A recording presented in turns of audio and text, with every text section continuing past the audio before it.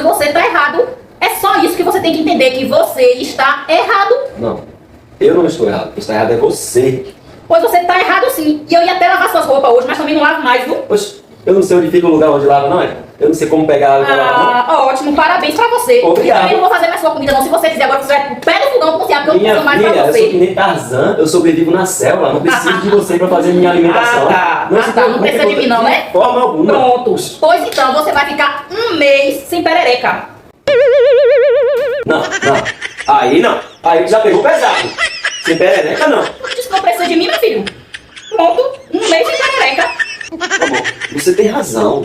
Você tem razão. Tudo que você fala tá no nosso bem, tá? Você tem razão. Inclusive, a questão da perereca aí pegou pesado, né? Mas mesmo assim eu aceito, porque você tem razão. Você tá sempre certo, exatamente. Você tá sempre Então certo. você aprenda isso, que eu sempre tenho razão e você tá sempre errado. É simples assim. Quer um cafezinho assim? Eu vou fazer pra nós. Você tem razão, tá? Tá toda certa. Fazer um cafezinho assim pra nós.